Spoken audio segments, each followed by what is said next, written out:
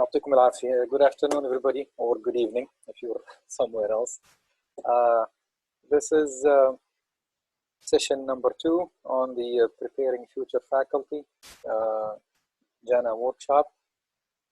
We do have maybe 3 or 4 people who were not in here, were not in the session last time.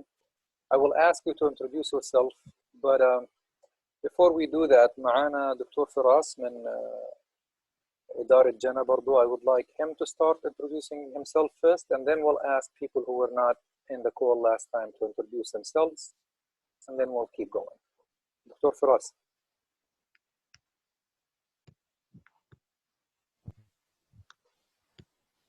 مش سامعينك.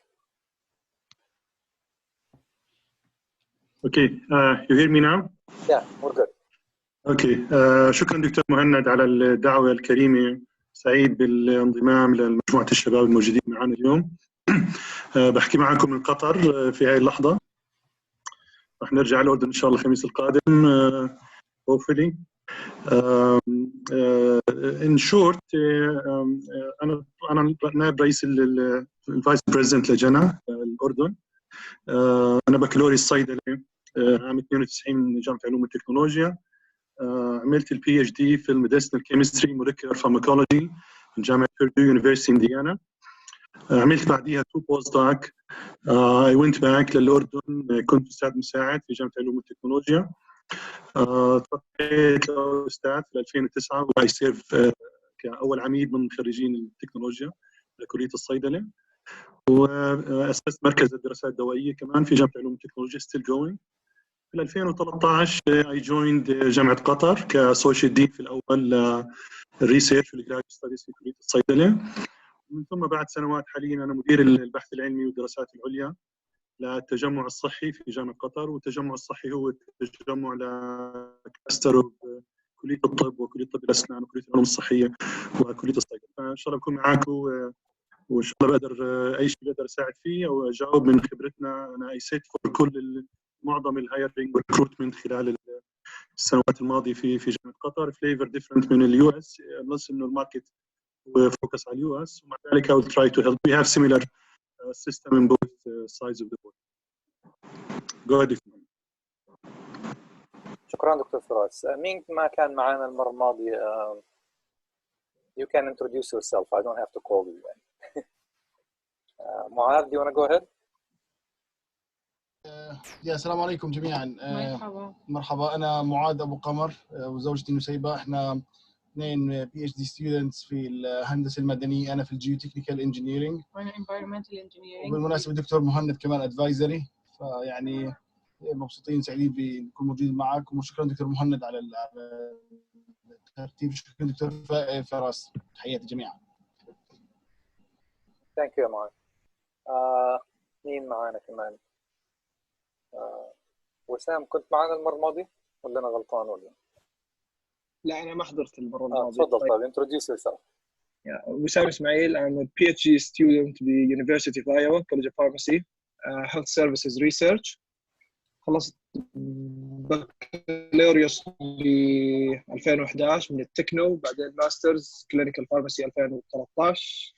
Then I worked as a lecturer of pharmacy practice في King Saud bin Abdulaziz University for Health Sciences for 5 years, and now I'm here as a PhD student at University of Iowa. وسام, كيفك يا دكتور فراس؟ شو أخبارك؟ لأنكم ما كنت بعرف إنك موجود. أهلا وسهلا فيك. الله يبارك فيك. أنا الحسن. يعطيك العافية. شكرا يا وسام. حذيفة, أعتقد كنت معنا المرة الماضية حذيفة ولا لا؟ السلام عليكم. لا, هي أول مرة. أهلا وسهلا. تفضل introduce yourself. الله يحييك. اسمي حذيفة أشقر. حاليا مخلص PhD طبعا. حاليا بشتغل في شركة بوز ألين هامilton في DC area, ويعني interested في الموضوع. أسمع. شكرا يا حبيبي. يعطيك العافية. أنا ما كنت. مين كمان معنا؟ محمد. تفضل. Go ahead. أنا محمد الجمال, خريج جامعة العلوم والتكنولوجيا عام 2014 في الهندسة المدنية. انتقلت هون على فيرجينيا تك، درست الماستر وحاليا طالب دكتوراه في فيرجينيا تك. شكرا يا محمد. شكرا. مين كمان معانا؟ عماد. I think عماد ما كانش معنا المرة الماضية. أهلا وسهلا. تفضل عماد. introduce yourself. أنا عماد يغمور، طالب هندسة مدنية، تخرجت من التكنو 2017 بكالوريوس وماجستير من التكنو 2019، وحاليا بدرس ميكانيكس اوف ماتيريال في جامعة لويزيانا. يعطيك العافية. Good. لويزيانا ستيت. لويزيانا ستيت يا. Good. مين كمان معانا؟ ما was not here last time. في حدا ثاني؟ Okay. طيب. Before we start the discussion, sorry, go ahead. طيب. Before we start the discussion,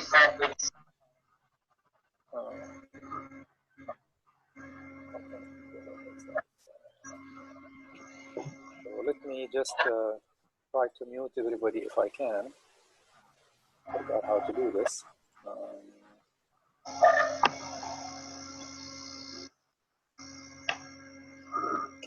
Can you mute yourself if you're not speaking, please, so we don't have any background noises as we go through the presentation? Thank you. I forgot how to mute everybody. Oh, here we go. Okay. Good. If we're sharing, if you can see my screen, I'll start by a little bit of a review of the last couple of slides that we did last time, and then we'll go through some of the applications that you guys sent me last time. As I mentioned, if you have a question, just raise your hand or unmute yourself and then just ask your question, or you could wait until the end and ask your question. Either or is fine. Again, this is session number 2. We will mainly be looking at or academic position ads. Read them, few of them, see what they ask for, as well as how we understand some of the language that is used in these ads. So last time, if you still remember, we talked about where to find academic positions. And we talked about these 4 websites: Higher Ed, Inside Higher Ed, or Academic Keys, and Chronicle. Any one of them actually have a lot of faculty positions. For engineering, since many of you are engineering, Academic Keys is basically maybe the most common for engineering. At the end of last time, I asked you to just go to one of these websites, find 1 or 2 jobs in your area, and send us the link so we could actually, of something you're interested in, we could go through some of these advertisements together. And then toward the end, we'll summarize what they need from these different advertisements, and that will lead us to the next session, which is hopefully in about 2 weeks. So we received some ads from some of you who participated last time, and we'll go through them. At least I selected some of them that we could go through positions that are assistant professor position, which is a tenure track position. There are some positions that are mainly teaching positions, which are basically teaching at the university, but it's a non-tenure track, and we'll explain some of that terminology. And then there was one ad that is a postdoc position. So we'll go through these different positions from different universities to see what we mean by different things within that ad. So let's start with the first one. First one positions Nina Ba'tathum. She sent me 4 positions. And since we have some teaching positions, I decided to go with the assistant professor position that she sent me, which is basically the first one. The first one, let's take a look at the position اللي بعثته Nina. I don't know if you can read the screen very clearly or not, but she also sent you a PDF file that has all of these ads. You cannot see the screen very well. But let's take a look at some of these different paragraphs of that ad, and then we'll kind of break it down of what they're talking about. So if we take a look at the beginning of this ad, they're basically looking for Purdue School of Engineering as well as Indiana University, looking for a tenure track faculty position. And again, I'll comment about what we mean by a tenure track faculty position, at least in the US. and maybe in other countries it's similar, maybe slightly different. A tenure track faculty position means that you basically going to the university, working for a few years as an assistant professor, usually 5 to 6 years, it depends on the university. And then at the end of that 5 or 6 years, they evaluate your performance, and that's basically research, teaching, and service. They send your application out, then you go through a promotion and tenure. Promotion means that you're promoted from an assistant professor to an associate professor. Tenure in the US means you have a job for life.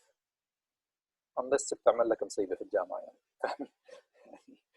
A tenure position in the US means that you have a job, nobody can kick you out of that university, period. That's it. It's not a 3-year contract. It's not until you decide you want to leave the university. So that's what is meant by tenure in the US.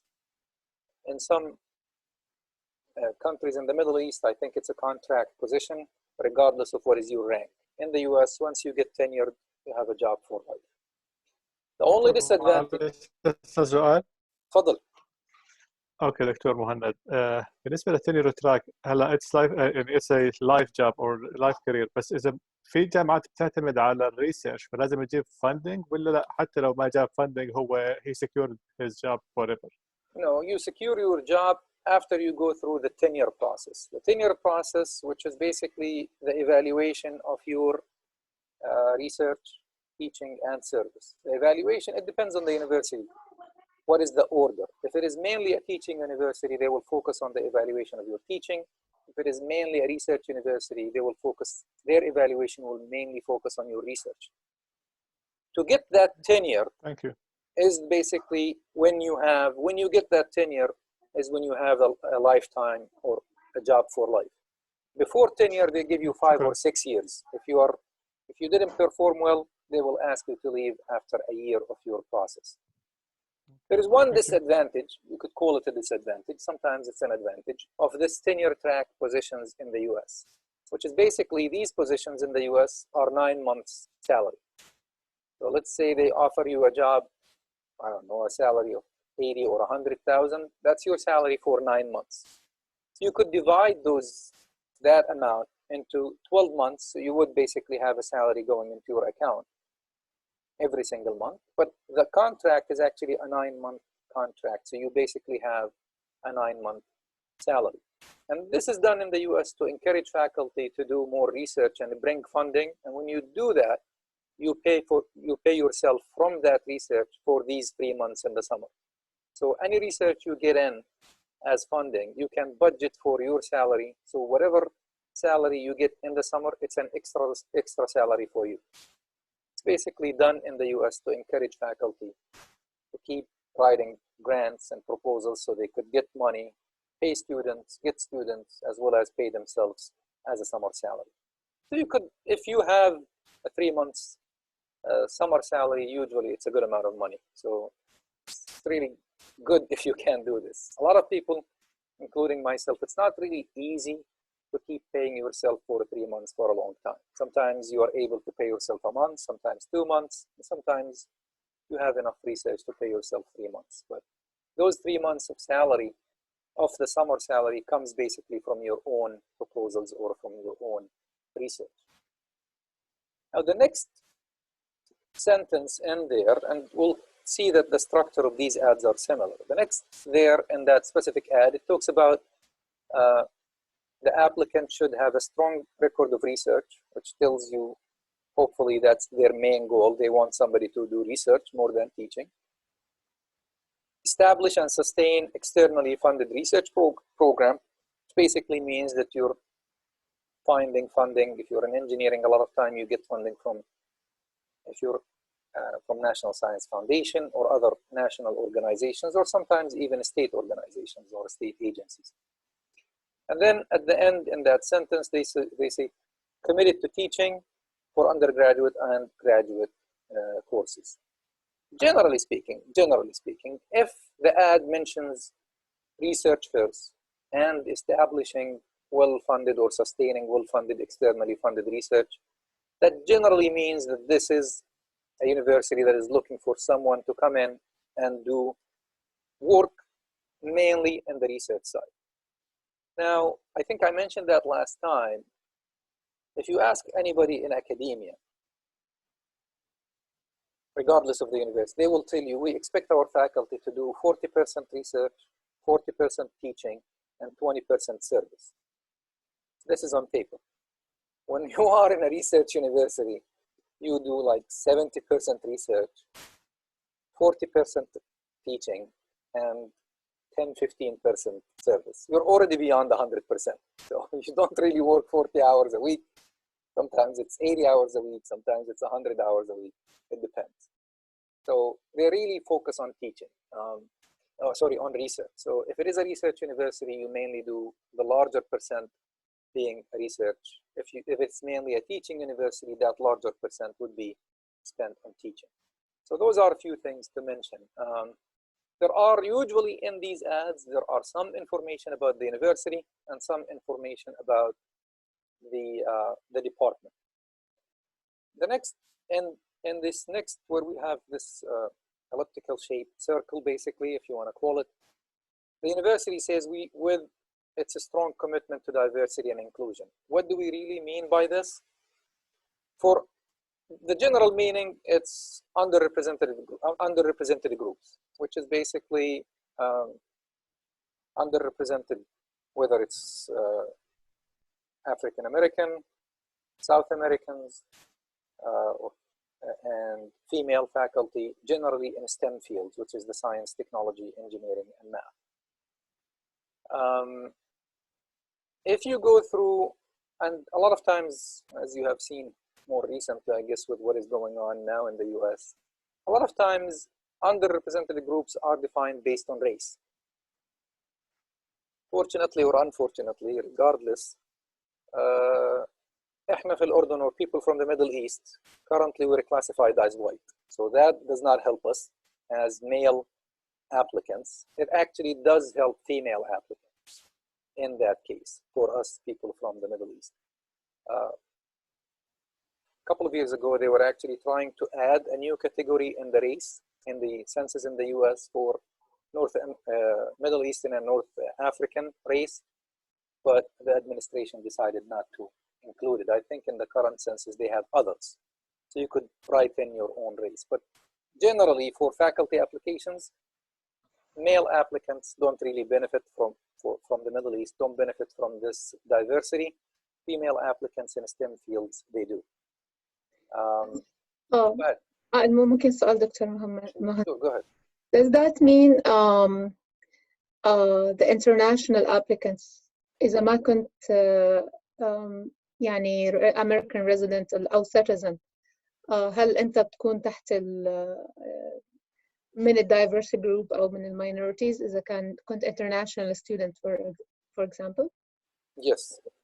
The short answer, yes. Universities in general, I actually kept one ad in the presentation. I'll come back to it. But generally speaking, universities do not discriminate if you are a US citizen, green card holder, or an international from anywhere. The same thing, 99.999% of the universities will process your green card, do the application for you. You don't have to worry about all of this. So there is no preference in faculty applications for US citizens.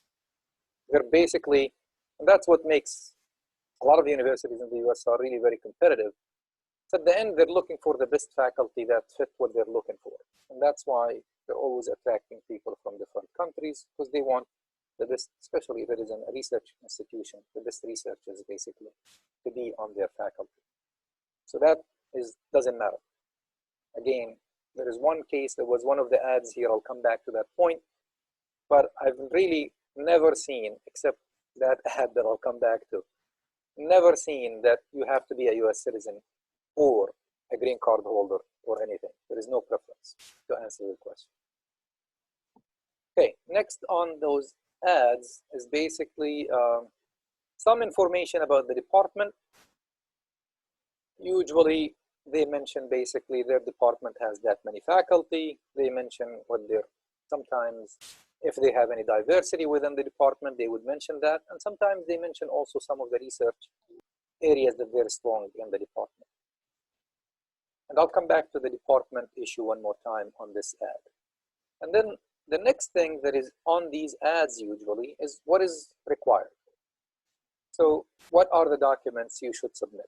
If you take a look at this specific ad, they're asking for a letter of interest, which is basically means a cover letter.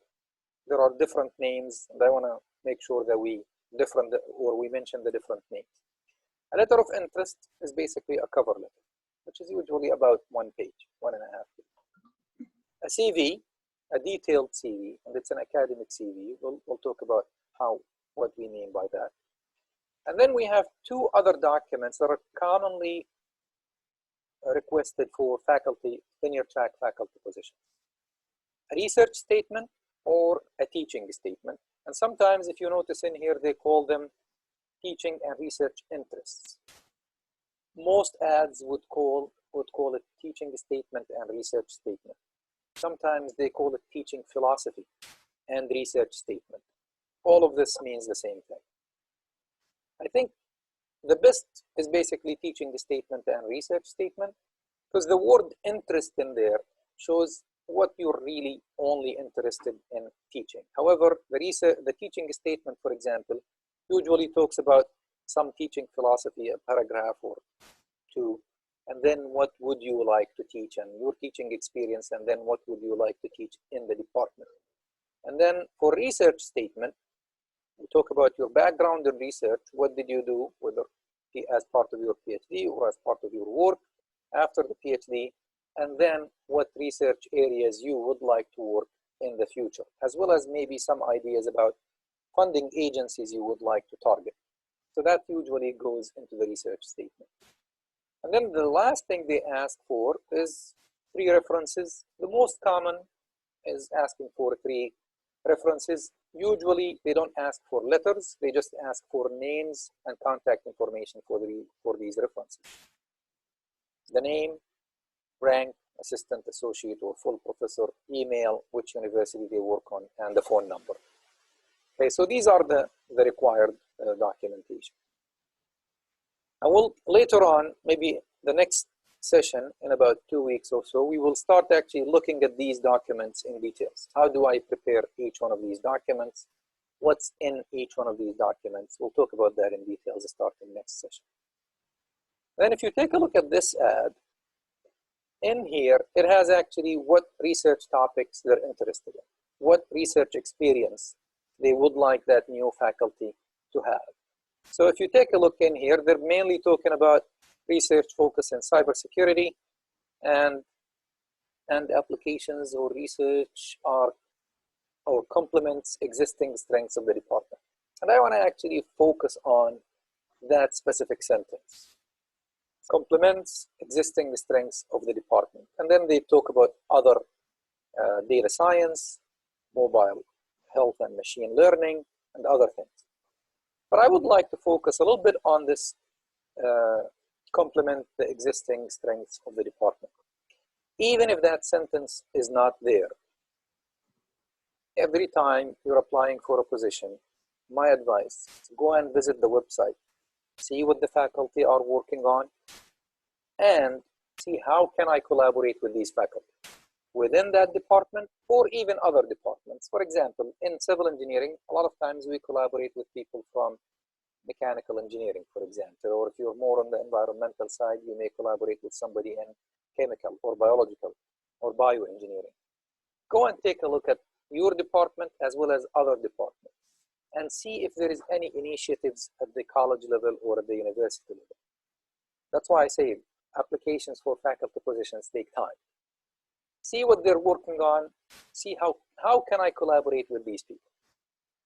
And then you don't want to mention maybe that very clearly in your research statement, but you would like to show them that, or at least mention something that tells them that you already know what the faculty is working on, as well as what research you expect to collaborate with some of them. You don't have to mention faculty in names in these research statements, but again, some of these things giving an indication that you looked at their website, the department, other departments that you could collaborate with, as well as initiatives at the college or the university level would be important.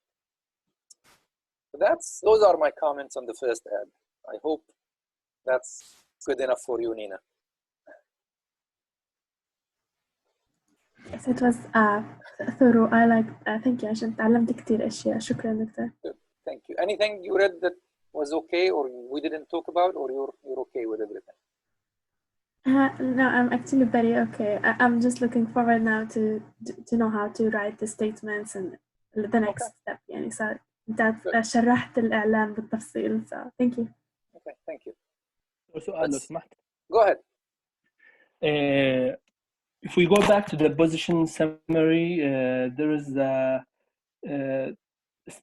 strong record of research shows significant potential for establishing and sustaining an externally funded research program. Yep. Does that mean that you have to have at least 2 or 3 years of postdocs after you did your PhD? You don't have to. It depends on your field. A lot of times where people really have to do postdocs, in many cases, are in the medical fields, like bio-related applications, medical fields, not necessarily in engineering. In engineering, if you already do a lot of work with within your PhD or part of your PhD, and you have a clear vision or where would you like to submit proposals, you have some ideas for future research, that's good enough. Okay. You don't have to, remember in the ad, they have two things.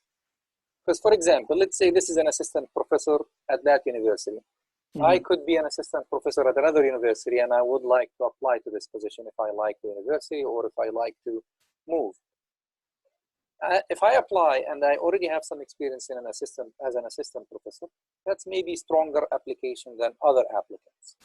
But you don't have to. But if you're just a fresh graduate or graduating from the PhD, but you've done a lot of work, that's actually enough. And next time I will share with you 2 faculty applications, or starting next time. Both of them, not bragging, but those are the ones that I have easily available for me and I know the details. Both of them are from my students. One of them did not do a postdoc and one of them did a postdoc for you. And we will see the difference in the applications. Okay. Okay, that's good. Thank you. Thank you. يمكن دكتور مهند. تفضل دكتور فراس. بس بعلق على هذه النقطة تحديدا. إذا مثل ما حكى الدكتور مهند إحنا في الهيلث we go more for postdoc because you want to show more evidence of little bit more independent. يعني هو postdoc is not totally independent but you could show more of your research skills and initiating ideas. لكن إذا كان you're gonna go be fresh from the graduate school تتخرج وتقدم مباشرة application ل assistant professor, you have to have يعني papers show that you have contributed really to research and evidence يعني for outcome. وبرضه جيد يكون في عندك أنت if you can be engaged in grant writing. يعني إذا كان your supervisor is applying for grants, make sure يعني it depends on the circumstances. But a lot of PhD students are engaged in writing in those grants. So you want to show that you or بالمقابل ممكن تكون عملت workshop in the grant writing and attended the grant writing, scientific writing. You want to show all these qualifications. You know, they need an evidence somehow. Postdoc, more evidence, but even as a PhD student, you could show you have a good record of publication and in the same time grant writing. Dr. Mohammed. Thank you. Okay, thank you. Dr. Faraz. Just one last comment about this question, since Dr. Faraz mentioned this. I personally did a postdoc because I felt I needed that experience, and I felt I was not really ready to jump into an independent faculty position right away. And what I learned in the postdoc is many things, and maybe one of the most important things was actually writing research grants. But what I do now, and just going back to the couple of students that I mentioned, is I try to teach my students actually as part of the PhD grant writing. I think that's going back to Dr. Faraz's point, is maybe that's one of the reasons why their application is maybe attractive to some of these universities. And especially if they help with grant writing to really a highly competitive research funding agency, and that grant is funded. And I'll show you some of these starting next time. One of my PhD students previously helped with like 3 successful proposals. And that really made the case for him, even when I was called about his application to give a recommendation on the phone as well as in writing too. So that's a very important point. Thank you very much, Dr. Firas, to remind me. But we'll talk about it in more details next time too. Yeah, a lot of details there. Yep. Let's go to the next one. Fatima, I think you sent me 2 positions or 3, I don't remember. Some of them I may have deleted a position, but and then I want to talk about another type of position, which is a lecturer position. And there are 3 names that are used in the US that almost mean the same thing. Lecturer position, teaching assistant professor position, and some universities call it professor of practice position. All of these, in many cases, mean the same thing, okay? And we have actually an example of each one of them in this presentation, since you guys gave me some of these positions. So I decided to use 1 lecturer, 1 teaching, and 1 professor of practice. So just we see that these ads are basically almost the same. So let's take a look at this one, for example. This one, I noticed on that position, the ad is really short, but it has some few interesting details. For example, this one, it says appointment is for the academic year of 2021, which to me tells me that's a 1-year position. So that's not a permanent position, it's a 1-year position. And then the next one, what are they asking you to do? Most of the time, if you read clearly in here, it says supervise labs and teaching assistants and teach large lectures. So it's mainly basically a teaching position. They don't mention research at all in this position, for example. And then what is required? This is a very short ad. Usually the ads would have a little bit more details, but earn PhD, they have by June 1st, commitment to high standards of academic excellence, as well as variety of teaching strategies, evidence of teaching effectiveness, as well as ability to work with a diverse group. Some of these could be mentioned somewhere. For example, number 2, highest academic excellence. You need to give an evidence in the cover letter or in your statement. And then the 3, 4, and 5, all of them are almost related to teaching. And then preferred experiences, just general experience in teaching general chemistry, experience in supervising labs, so that's easy. The number 3, 4, and 5, especially evidence for effectiveness in teaching, which is maybe the most important in all of these in the list. Now, if you already taught classes, you're already an assistant professor who worked at the university before, you already have student evaluations, you could actually use your student evaluations to demonstrate that you really have excellence in teaching. For example, you look at your evaluations, you're in the top, whatever, top 10% of your department, something like this. Some evidence or some comments that the students provide in teaching. Sometimes you may have a teaching award.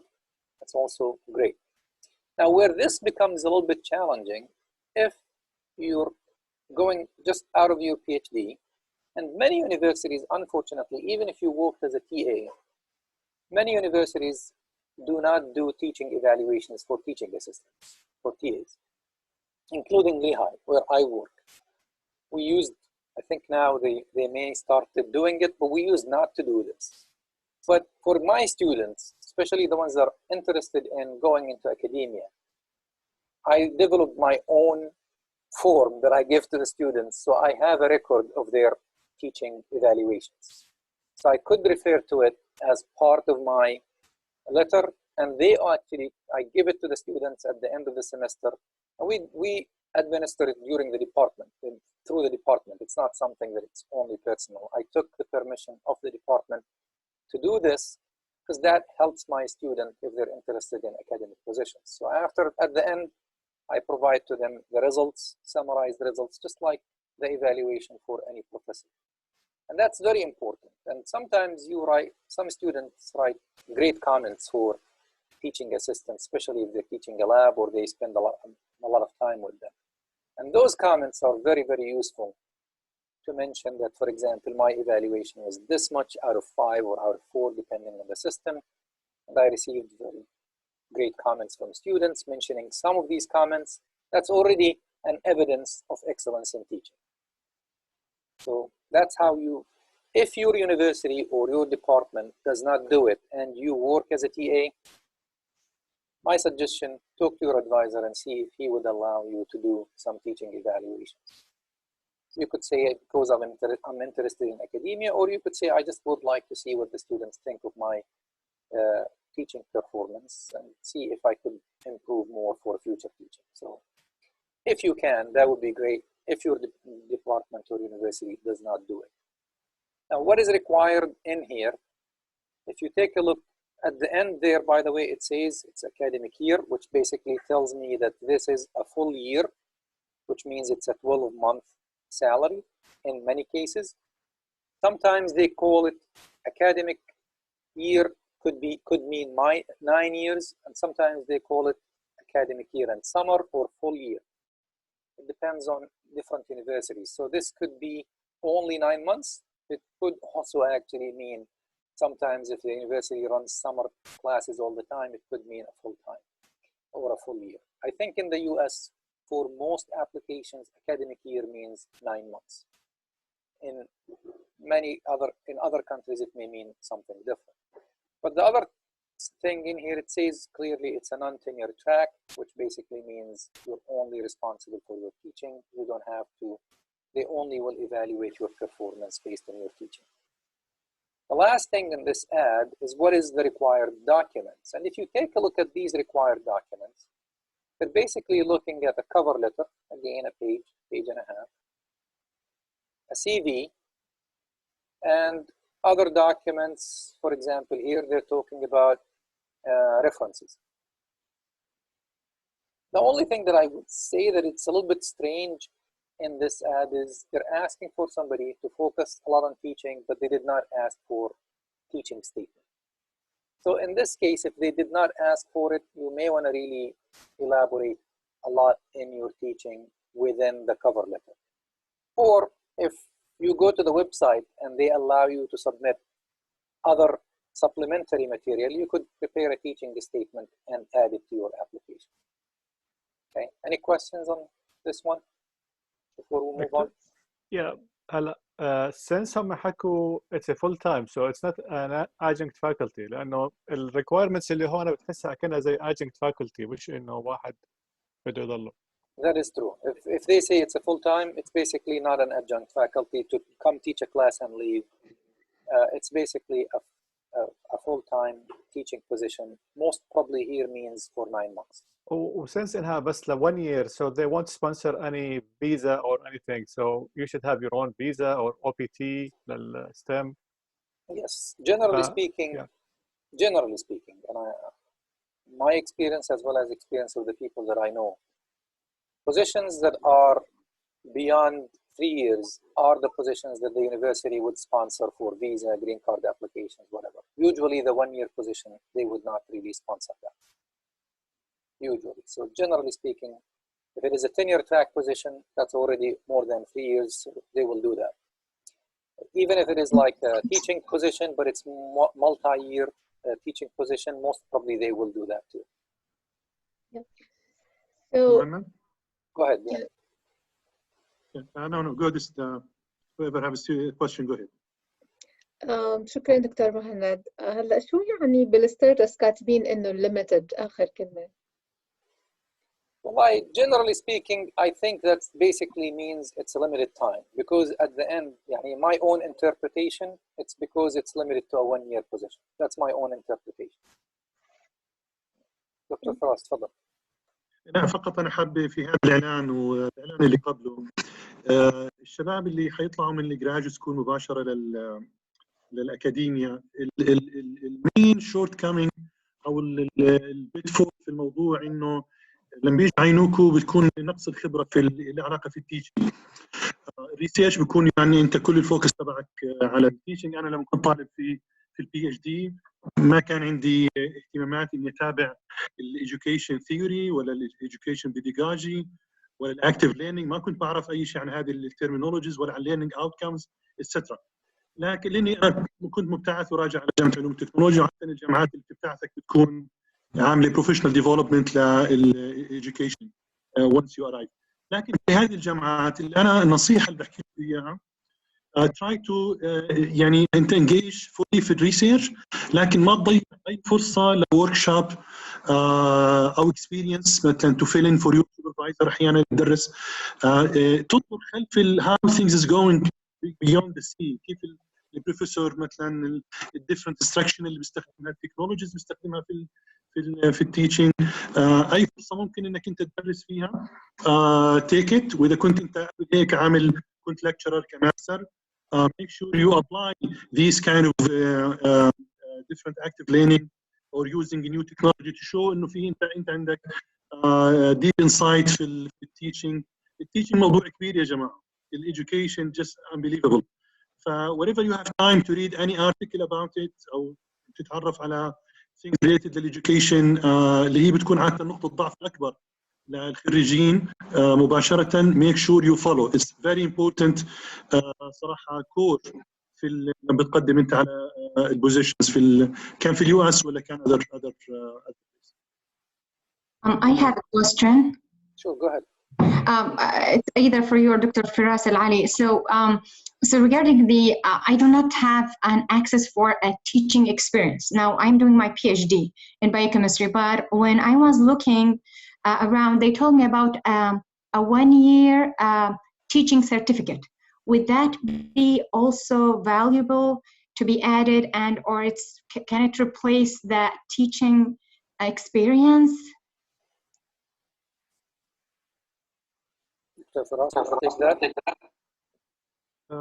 يعني it will not replace a certificate, لكن definitely it would add anything in how يعني how far you go on reading about education. طبعا في ناس talented by nature بتشعر انهم really they are يعني teachers. لكن others can work on themselves. كان احنا حتى بنتعلم من البروفيسورز who already taught us. We take of their talents وبنعرف نميز بين هو كان الانستراكتور اللي كان really good وهو كان mediocre مثلا. فنتعلم من اساتذتنا ناخذ منهم الشيء الحلو. لكن if you have يعني if you could volunteer, if you wherever there is a chance to volunteer for teaching, go for it or ask for it. يعني people might give you a chance in labs or TA or fill in for a professor sometimes for lectures. Anything will add. Nothing will be يعني waste فكرة في هذه experience. So اهتمي في education, at least reading. If you don't have the experience, at least make sure you follow and learn about all those new development for education. It will be very handy. So the only opportunity that I try to get is teaching in the what they call it. It's a skill development. So I have taken a class online with not NIH. It's just only for a couple of weeks, and that was for giving a professional talk for lay people. And so the chair of the department trying to help me to give me an opportunity. I'm going to be teaching just only one session. Yeah, but that's still that's good. Still good. Whatever you could do. Yeah, whatever you could do, it's still good. See, to me, if the chair of your department is basically recommending that you do this, that means that they're trying to help you. They see something in you. Otherwise, they would not really recommend you. So that's a very important sign. That's one. And then 2 is any teaching experience is good. Even if your advisor is traveling and you're just teaching a class or 2, زي ما حكى Dr. Firas, that's okay. You're building on these experiences. You just basically want to mention that you have some teaching experience and try to build it as you're basically going through your PhD. Take a look at the College of Education in your university, sometimes they offer a class called teaching methods. Some college of education. Remember, in the US, the beauty of being in a graduate school, you could take any class. You could take a swimming class or a dancing class, nobody cares, okay? As long as you're done with your requirements for the department, you could take any class outside your department. If you are interested in teaching in the future, I think there is maybe, generally it's called something like this, teaching methods, I believe, or something like that. دكتور مهند، عادة في الجامعات الأمريكية وبرضه في الخليج بيكون في مركز للتعلم، يعني Center of Excellence in Teaching and Learning.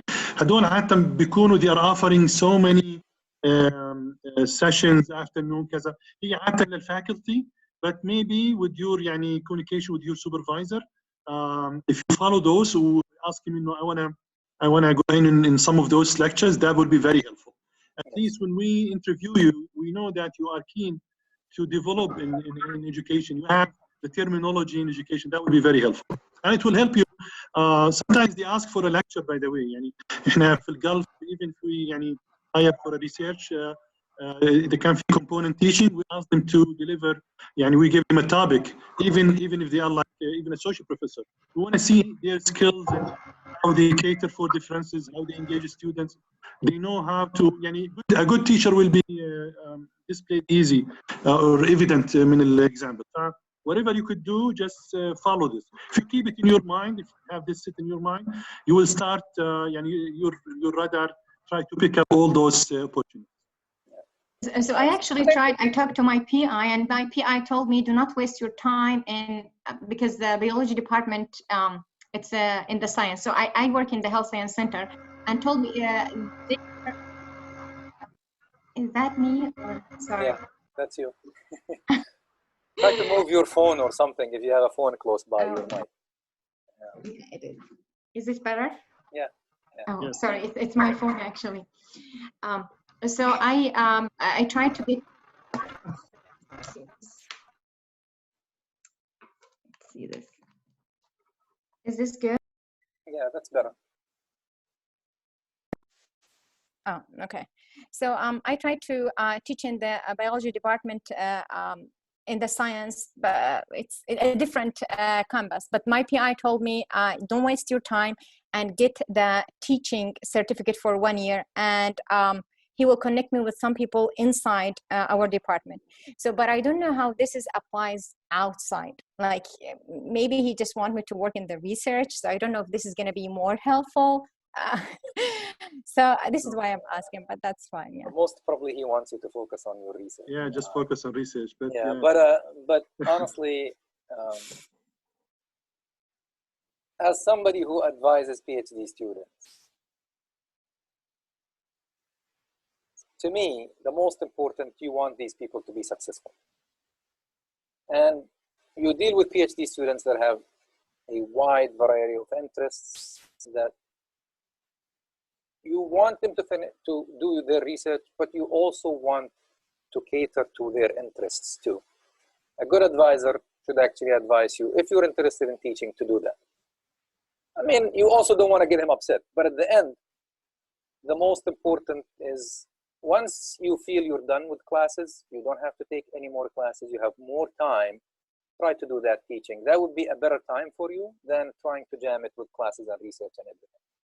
So just when you feel that you're almost done, you have more time, you can actually, you're getting your research done, I think talking to the advisor one more time and letting him or her know that you're really interested in teaching and you would like to do this, I think it should be fine.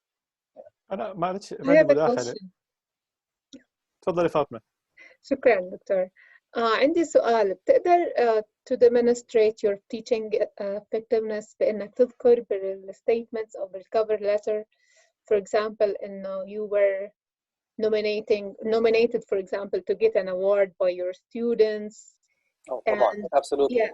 Yeah, and also another thing like I want to mention, can you also mention that you covered some classes, انت ما كنت فعليا الانستراكتور main instructor, بس انت غطيت مثلا محل your PI or the class instructors for many times. Can you mention that as well?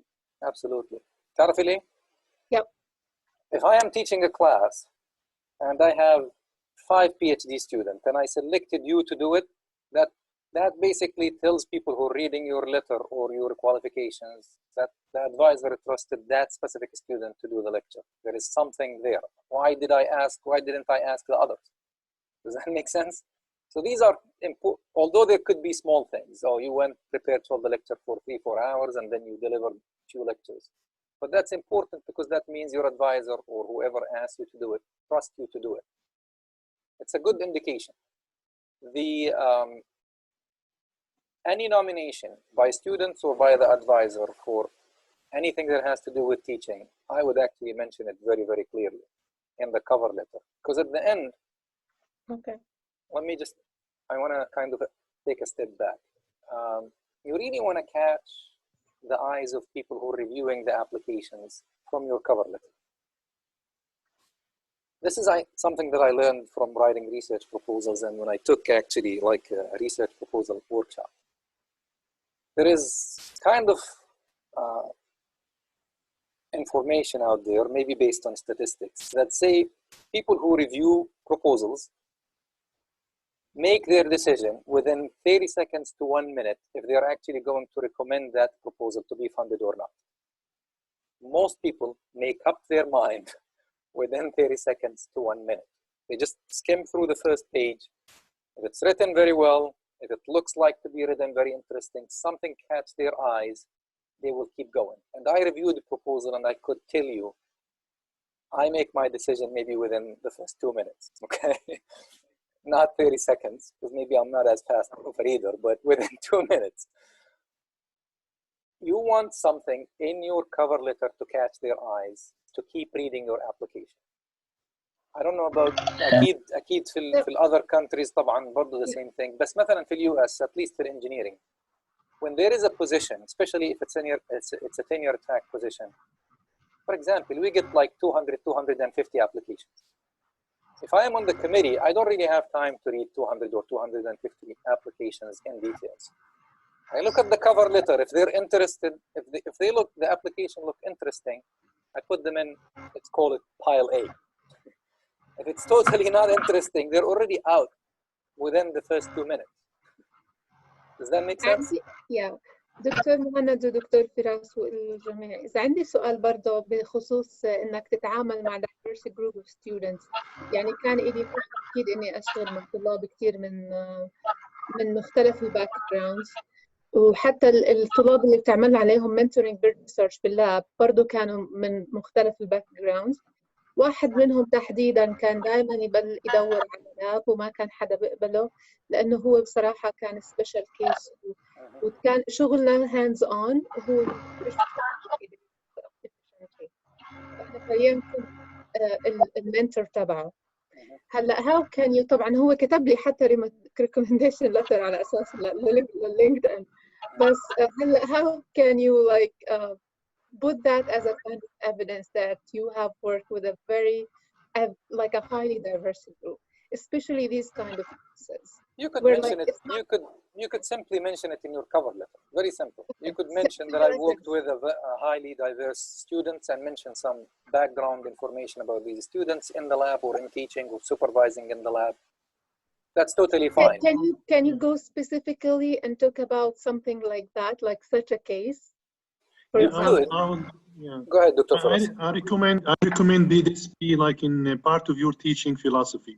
So you could like dwell in take it like as in a case. It's not like you don't want to show that this is the only experience you have, but this is kind of a case study that you done something, spin it in a way, dwell in it in your teaching philosophy. That will look very good. So that will show that you cater for diversity. You have skills, to bring guys to a higher level and a good achievement. So in a cover letter, maybe it will be like kind of more detailed in a very short statement. You don't want to I don't recommend much that. But in teaching philosophy, definitely take it as a case study. And if that's what you have, just write about it also. Yep, I agree with that. Ahmed, do you have a question? If you would like to unmute yourself. Yeah. يس مهند. والاخ فراس انا بعتذر دخلني السيستم شوي متاخر فما بعرفش عن حضرته، بس بقدر يجاوب. الكونسيرن تاعي لما يكون الشخص عنده ريكورد جيد بعدد الجرانتس اللي حصلهم، amount of money، وعمال بيقدم له بوزيشن مكتوب فيه انه we are looking for somebody to establish externally funded research program. هل هم من خبرتكم، لان انا انقطعت فتره طويله، كنت في امريكا لل 2008 وغادرت 2008 غادرت والان بحاول ارجع. الكونسيرن عندي كان دائما انه احنا ما عندنا الامكانيات وما حصلت، سواء وانا كنت في امريكا او حتى هون بالاردن، انك تكتب جرانت وتعمل ريكورد بعدد الريسيرش وبالتالي عدد الببليكيشن. هل هم بينظروا لهذا الشيء in terms of numbers، ولا بينظروا للشخص انه عنده potential to after we hire him he will establish يعني a strong research program, he will bring some money to the faculty. انت بتعرف احنا عندنا هون بالاردن غير طريقه الايفالويشن، بيركزوا على الاشياء in terms of numbers not on the person himself. كيف الان الوضع بالجامعه الامريكيه؟ do they look at what potential يعني this guy will have ولا للريكورد itself more؟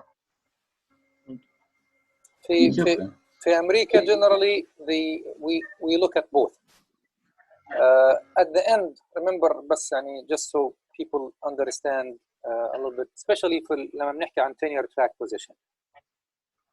Tenure track positions in the US, especially في science و engineering ويعني medical fields, they're very expensive for the universities. يعني مثلا let's say for engineering, if they hire a faculty in engineering, they don't only give him or her a salary, they give the faculty a startup money.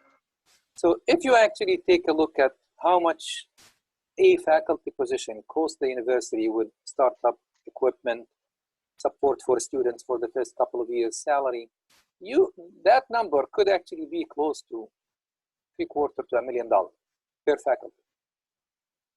يعني الستارت اب انه هلا تكون 400,000 500,000 is numbers that they're normal when you're actually in the medical fields that are actually higher than this, because the expenses are higher for lab equipment in the medical or in generally in the bio-related application fields.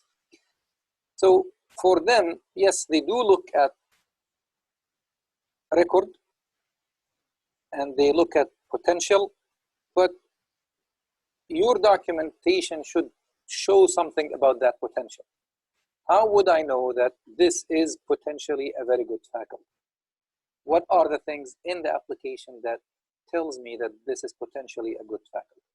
I don't know if Dr. Firas would like to comment. Yes, definitely دكتور مهند، بتفق معك. للأخ اللي سأل وأنت لك وضع خاص بتحكي إنك منقطع، فإذا كنت منقطع ما بيعاملوك مثل الفريشلي، يعني حيسألوك إنه في السنين اللي فاتت what's your achievement.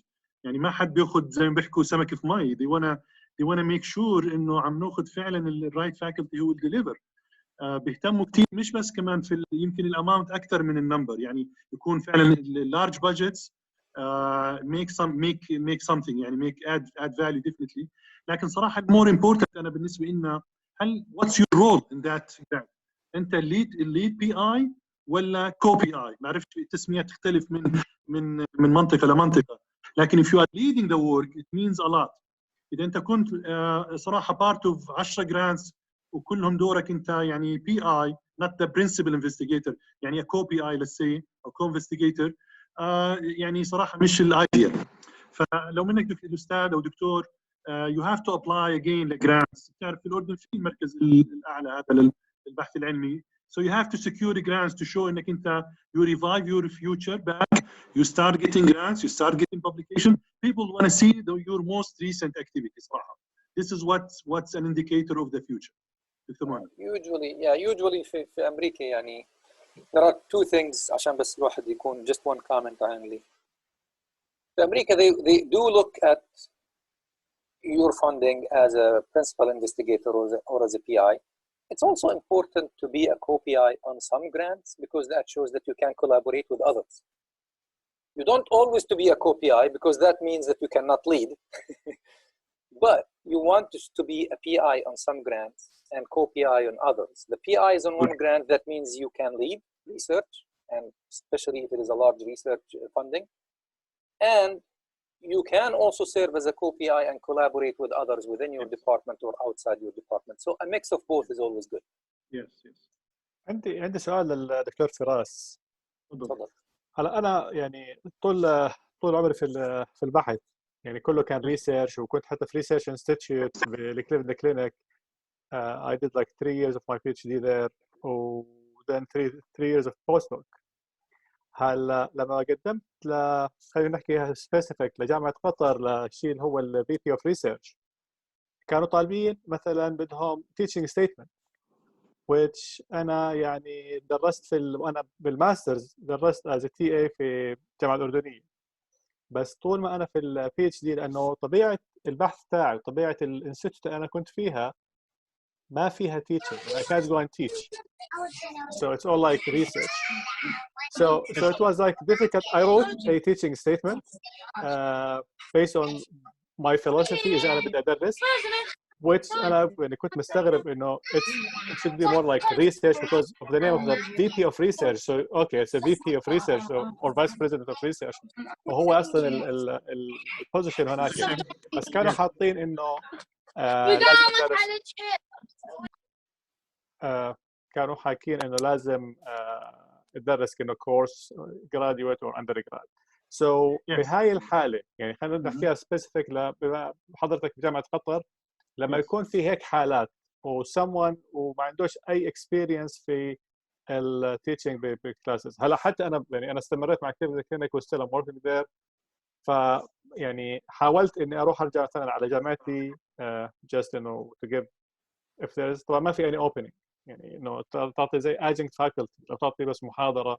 طبعا أعطيت كثير خلال الميتينجز كنت بعطي oral talks، بس it's like based on abstract you submit and then it's accepted for oral or poster. هاي الاكسبيرينس اللي بتكون عندي. كيف ممكن إنه الواحد خصوصا إذا بده يفكر في موضوع في جامعة مش بس بريسيرش انستيتيوت إنه تكون فيها ريسيرش mainly research بس في عندي duties التيتشنج، كيف بدي أساوي؟ يعني هو اللي حكيته صحيح. احنا في اتليست في جامعه قطر وبعض الجامعات الاخرى ريسيرش بوزيشن او ريسيرش اسيستنت بروفيسور او ريسيرش اسوشيت بروفيسور لا يعني انه طبعا مش راح يكون في له شويه تيتشنج، لكن صراحه بامانه التعيين ما بيكون على التيتشنج، يعني التيتشنج بيكون مينيمال. فالفوكس المهم صراحه هو الريسيرش. اذا كانت الاريا تبعك انترستنج ويو هاف ا سترونج ريكورد they will have you, they will recruit you regardless of your teaching صراحه. They know إنه at least at the end of it if you are really an excellent يعني excellent researcher you will be able to do this minimal teaching. وحتى احنا في البروموشن we don't ask يعني في he never did even a teaching we even still promote him on a different criteria طبعا للresearch positions. لكن it's mainly about how good your record in research, the papers, the area of interest, the skills, the grants. This is what counts صراحة لهدول البوزيشنز. Okay, thank you. Yeah, take طمنت لأنه الواحد لما بتفرج على بتفرج على كثير محلات إنه بدهم teaching philosophy. طب أنا يعني بحاول أكتب أوكي شو ممكن أساوي إذا بدي أدرس، بس since إنه أنا يعني من 2004 ما درستش يعني. should be okay. Don't worry about this. يعني كان كل الموضوع كان كله يعني around اللي هو طبعا الريكورد الحمد لله بالنسبة للبيبرز وبالنسبة للجرانتس وبالنسبة حتى الاريا اللي انا بساوي فيه الحمد لله يعني الامور كويسه. بس الواحد this what will count. Yeah. We'll talk about how to write a teaching statement. Good. Yeah, I'm looking forward. Hopefully we'll be helpful for that. I'm looking forward to it. Okay. Thank you. أي أسئلة قبل ما نروح على البوزيشن اللي بعده؟ Okay, we're good. البوزيشن اللي بعده the same thing. Again, I used it just to show you that this is, for example, that specific ad calls it a teaching assistant professor, which is mainly, again, a teaching position. They may ask that person to help with some research, but it's mainly a teaching position. So if you take a look at some of these, it basically says a teaching assistant professor. So that's clear. And if you go to the next sentence, it says this is a full-time, non-tenure track, meaning you will be evaluated mainly on teaching. And again, most of the time in the US, those are 3-year contracts. So They give you a contract for 3 years. They evaluate you after 3 years, and if things are good, they will renew for another 3 years, and so on. So again, requirements: PhD in biochemistry or biology, cell biology. Candidates should have demonstrated, again, excellence in teaching. We go back to the same thing, the same discussion we had previously. And if you notice in here, the successful candidate is expected to contribute to a positive working environment and meet high standards for excellence in scholarship. They may ask you to do some or help with research. A lot of universities, and not to speak bad of anything, but in many departments, a lot of departments, they really focus on keeping a positive, good collegial relationship between faculty. Sometimes it's not there. Sometimes faculty have issues between each others. But if they're mentioning it, it's maybe a very important point that they would like to make sure that they get basically somebody who's very collegial, but easy to deal with, and can work within other faculty of the department. They don't want somebody that just goes there, teach the class, leave, has nothing to do with the department. So that's basically called collegiality, which is very important. I mean, at the end, you want to deal with people nicely. They want to respect everybody, and again, be open to any changes or any tasks they give you, as well as helping. If they mention scholarship, even if your main area is teaching, but if they have an opportunity for you to do research, I would jump on it, honestly. Why not? And again, this is, for example, they require a 2-year experience of teaching. Even if I do not have that 2-year experience of teaching as an independent, but I worked as a TA or something, I would still apply. You never know who's going to apply, and you don't lose anything by applying. Once you prepare your documents, you change them here and there and slightly for each university or each position, but I would still apply. This specific program, I want to mention something. It says West Virginia University is proud to be an equal opportunity employer, and the university is a recipient of an NSF Advance Award. NSF is, just if you don't know, it's the National Science Foundation. Advance Award, these are awards that were given by NSF a few years ago. I think they're still supporting some of them. Lehigh is actually one of these institutions that got an NSF award for this advanced program. That program is mainly focusing on females and female faculty in STEM fields. So if they have that program, that means that they're basically very interested in recruiting female faculty in STEM fields, and they want to show that they're using that to attract female faculty, as well as career development for female faculty that they already have on campus. So any institution that have this advanced grant from National Science Foundation would have basically something within their, it's not usually a college specific, it's usually an institution. So they're basically trying to enhance or improve or provide either career development for female faculty or basically increase the recruitment in female faculty. Those are the advanced grants. So that's usually a very good indication that they're looking for diversity at the university level too. The only thing that I noticed in here, I may have missed it, but they don't really mention what are the required documents. You may need to look into the system. So if you click on these websites, usually you can click and go apply for this position. But I think if you click in there and go into the university system, they may mention what documents they're asking for. It's really موجودة دكتور مهند بالدescription آخر فقرة, I think. Electronic submission of application can be made at but single file containing cover letter, CV, statement of teaching, philosophy. Okay, so good. I may have missed it somewhere in here. Good. Okay. Anybody like to make a comment, or should we keep going? عندي سؤال برضو عن نفس القصة. هلا قصة السبونسرشيب اللي حكى عنها زميلنا الدكتور أيمن محمد يماني سوري. فكرة السبونسرشيب يعني هم التيتشنج بوزيشنز عادة بيكونوا سنة سنتين، ما بعرفش إذا ممكن تلاقي إشي أكتر من هيك، بس هل ممكن إنك تسأل الريكروترز إذا بيقدروا يعملوا لك سبونسرشيبس بهاي الحالة؟ بأي ستيج ممكن تسأل؟ سوري يعني حتى مش بالبدايات بجوز بعرفش. My suggestion is you apply, regardless if they sponsor or not. If they interview you, you can ask that question. And generally speaking, if you are not a U.S. citizen, when you are on campus interview, if you're, for example, usually, let's say we have 200 applicants, we select the top 15 to do Zoom interviews, and then we go and select 3 or 4 for campus interview.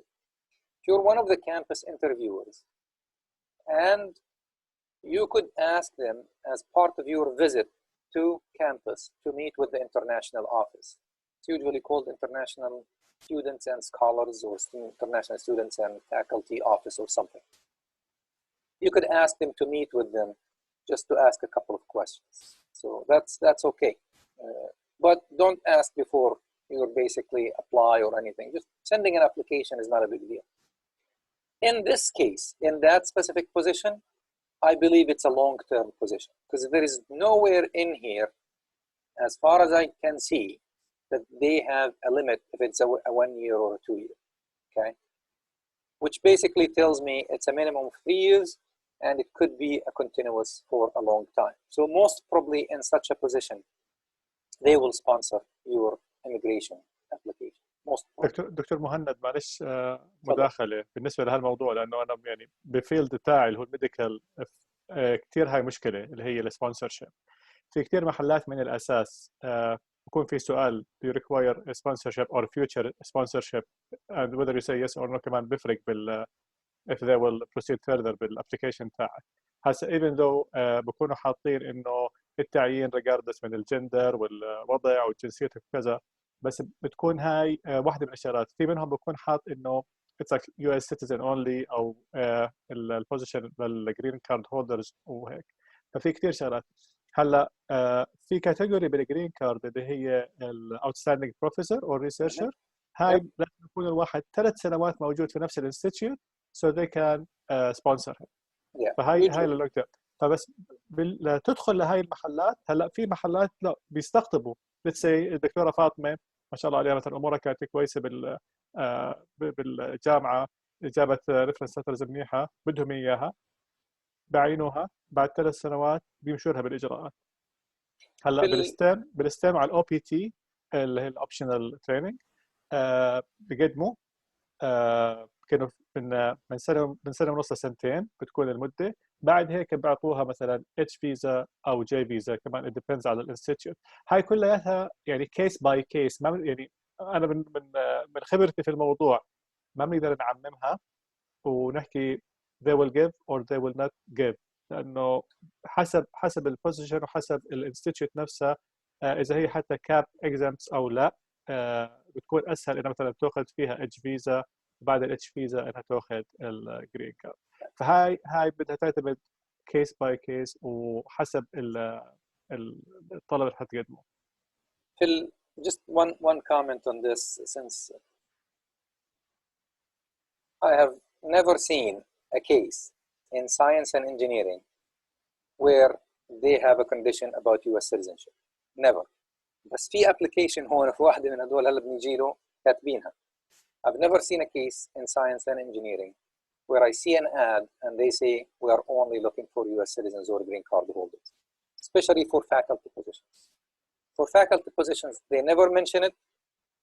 Everybody that I know that got into faculty, the university actually started processing their immigration status within the first year. You don't have to wait.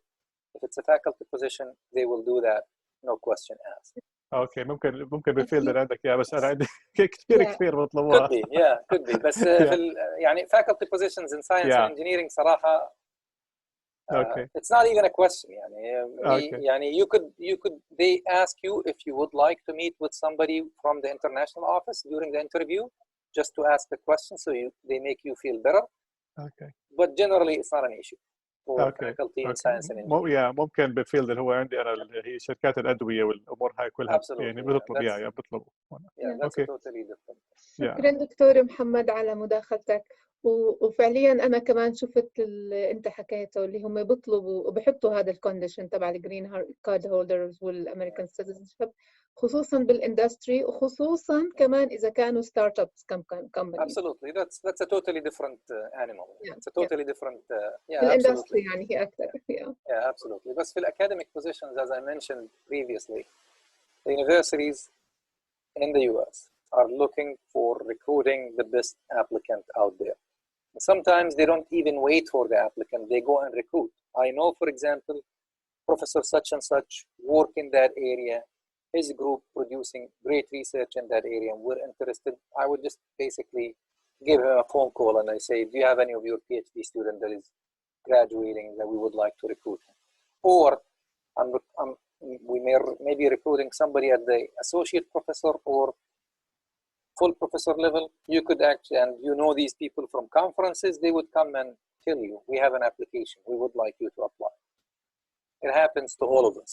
It happens to, if you're successful, you're getting research, you're getting students, and you're having some funding, you will find people even recruiting you, not even waiting for you to apply. So again, that's another one. But generally speaking, in academia, generally, that's not an issue. One of the ads actually later on mention it, but we'll come back to it. Okay. Go to the next one. The next one is an assistant professor at North Carolina A&T University, Industrial and System Engineering. And again, that's an assistant professor position. They go basically strong research, teaching, as well as basically service, similar to what we have seen before. And then they mention it clearly in here. Usually people just say it's a tenure track position. In this case, they clearly mention this is a 9-month position, which basically means it's a 9-month salary. So they give you 80, 100,000, whatever it is, divided by 9, that's your monthly salary. But you could also divide it into 12 months, so you could have a salary every month. And then pay yourself from research during summer. What are the requirements in here? Again, PhD in systems engineering or closely related field, ability to contribute to the engineering, especially in data modeling and analytics. And again, those are specific research areas. As I mentioned previously, if you are in that research area, that's great. You don't want to only mention that you're in that research area, go and see how can you collaborate with others. And there are also preferred requirements like other research experience, 1+ years of teaching and research experience. Maybe they mean like a postdoc or something like that. What are the requirements? And I have a comment, so I think about this. If you take a look in here, it says cover letter, CV, teaching, and then they're asking for your transcripts. Usually they don't ask for it, usually. They want your bachelor, master's, and PhD transcripts. Most of the time, صراحة, universities don't ask for those. They just basically trust what you give them, and then they're asking for recommendation letters. The last sentence in there, which is DD-214, that's for people who served in the US Army, so you don't have to worry about this. In case you did, they want a certificate that you did, because it's kind of, they sometimes treat them, you could think about it as a minority. They try to give advantage for people who served in the US Army. Now, there is one observation that I made in here. If you take a look at the first sentence, they say establish and sustain a strong research enterprise and bring teaching.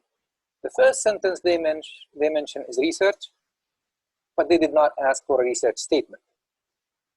So in that case, I would visit the department, see how many graduate students they have and all of that. Just, it seems a little bit strange to me that the first thing they mention is research, but they don't ask for a research statement. Usually, if your focus is research, the most important of your application is cover letter and research statement. People want to see what you did and what is your future research. So That's kind of a little bit odd in that specific ad. Any questions before we move to the next one? Go ahead. عندي سؤال عن يعني الاسم التايتل assistant professor. يعني إيش ممكن to expect إنه assist other professors in their research? Is it one of our roles or one of our duties? No. أنا I'm فهمت just سؤال asking. دكتور مهند. أنا فهمت سؤال الأخت الكريمة. لا هو في الأكاديمية هذول فقط they are levels. It's just we have an assistant professor. طبعا different countries by the way they have different system, but the most common assistant professor, associate professor, and professor. صراحة بالstate as well as so many other countries الواجبات نفسها ما في فرق، لكن متوقع انه الاسوشيت يكون طبعا definitely يعني more established researcher, more established الرولز اللي ممكن ياخذهم اللي كان assumed. يعني مثلا بعض administrative positions عادة بتكون more of the associate and the professors. Things related للpromotion وللhiring بتكون professors and associate. فالاسيستنت هو اول درجة على الطريق. he's building himself. So بيعنيش انه راح يساعد الاخرين ولا مطلوب منه يعمل اي شيء مختلف عن الاذر فاكولتي. باي ذا واي بعض البلدان يور رايت مثل مصر اي دونت نو انتم ما لحقتوش هذا الكلام، في عندهم شيء بسموه تشير بوزيشن او هو في تشير بوزيشن في الستيت بس ديفرنت عن التشير اللي في بعض البلدان الميدل ايست او النظام القديم. التشير كان هو الوحيد اللي بيدرس، هو الوحيد اللي بيتخذ قرارات، والباقي كلهم زي طلابه الاسيستنت. بس هذا الموديل يعني مور exist. Don't worry. So assistant, no. You are a faculty colleague. مش حتساعدينا في أشياء ثانية. Don't worry. It's basically just a question. لا هو الرانك العلمي يعني بس مش Yes, a good point. Oh, I see the point. I didn't understand it this way. Good. تسلم، شكرا. سؤال بالله. تفضل. مهند، اللوجيستيك وايز السؤال، معظم الجامعات الامريكيه الريكروتمنت بتكون للفول على الاغلب على ما اذكر. لمتى بتستمر البروسيس؟ يعني احنا الان دخلنا جون، الناس اللي كان عندهم هوب انهم يعني يحصلوا something للكامينج فول بيكون في يعني لسه امل، ولا عاده معظم الجامعات بتكون حسمت امورها ب whatever May ولا before؟ عندك فكره؟ Okay. Most of the time طبعا excluding what happens now because of Corona and all of that stuff, but most of the time by mid-March to mid-April universities would have made an offer and finalized an offer, and somebody signed an offer, and once they have somebody hired they would inform all applicants that we already hired someone, thank you very much for your interest, whatever. They send them basically a letter. However, because of Corona, a lot of universities in the US are having a hiring freeze, which basically means you cannot hire anybody until we figure out what to do with this situation.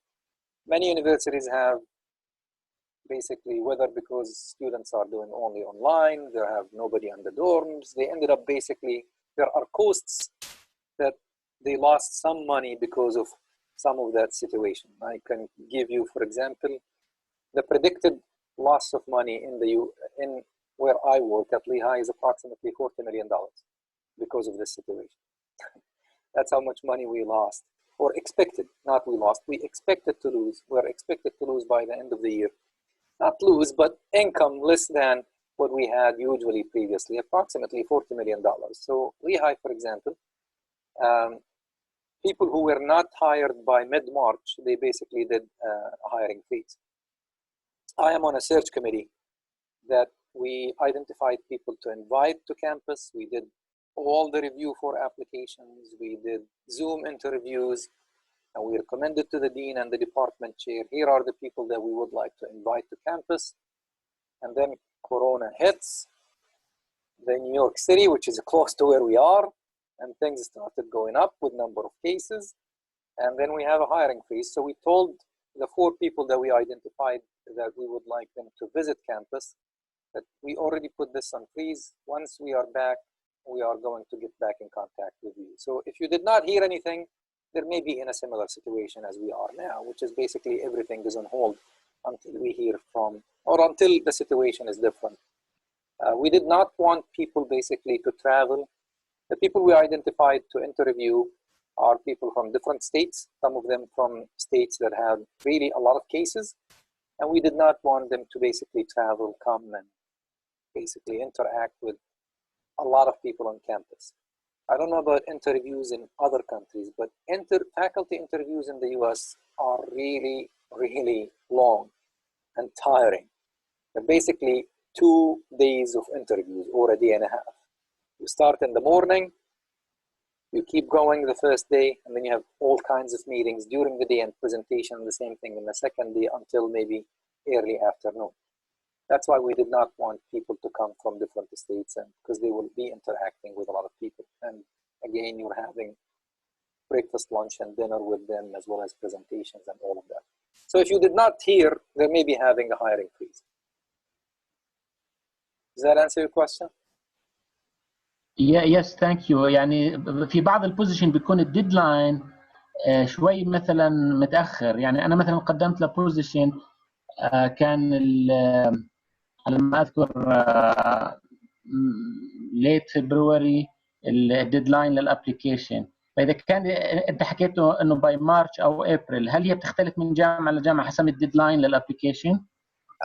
أكيد. Absolutely, but if the deadline, generally speaking, the deadline is before the end of the year. Like most probably, if you're hiring in the fall, let's say September or August, the deadline for a lot of universities like the December or early January. So they could actually do the review of the applications, do the interview by sometime in March, and then have somebody in August or September. The issue is, for example, in your case, I think it was more of a teaching position. That could be slightly later, since it's not a tenure track position. And the teaching positions who are not tenure track positions, they don't usually have like a startup money or all of that. So it becomes a little bit of the hiring process is a little bit less intensive as the other one.